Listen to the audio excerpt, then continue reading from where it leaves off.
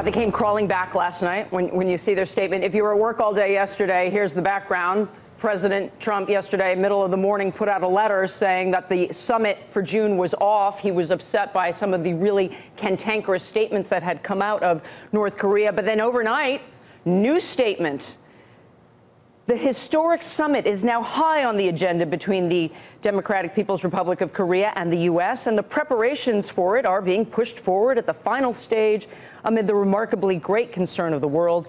We would like to make it known to the U.S. side once again that we have the intent to sit with the U.S. side to solve problems regardless of ways at any use time. The word crawling back. Do you need to?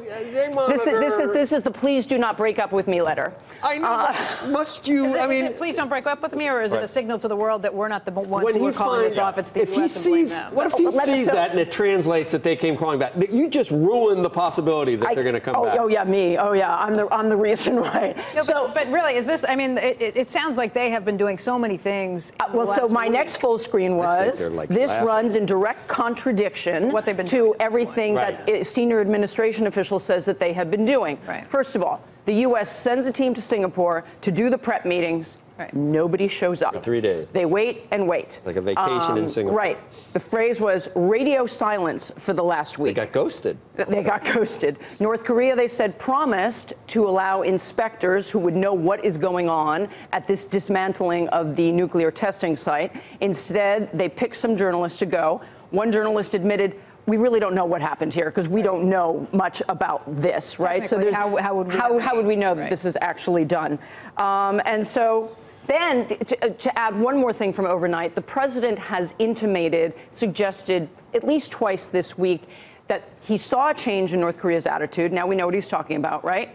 Suddenly they're not showing up, they're not returning phone calls, and he thinks he knows why. He suggests, not so many words, that maybe it's China. So China last night comes out and says, we have no secret intention. As we all understand, China firmly supports, 1, the peninsula denuclearization, 2, peace and stability of the peninsula, and finally, dialogue. We have never changed. That's from the foreign minister, trying to extract themselves. Yeah, you add it all up, and it is. At first, when he said he was calling it off because of their change in tone, I thought it was because he was calling Vice President Pence a dummy. Right.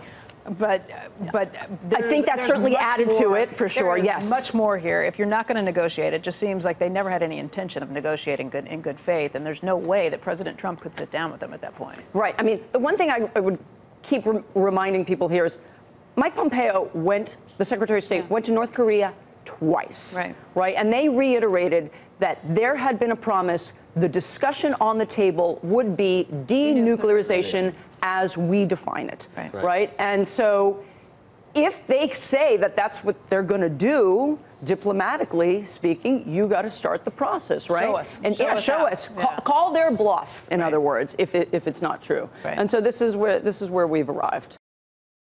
Hey there, thanks for checking out CNBC on YouTube. Be sure to subscribe to stay up to date on all of the day's biggest stories. You can also click on any of the videos around me to watch the latest from CNBC.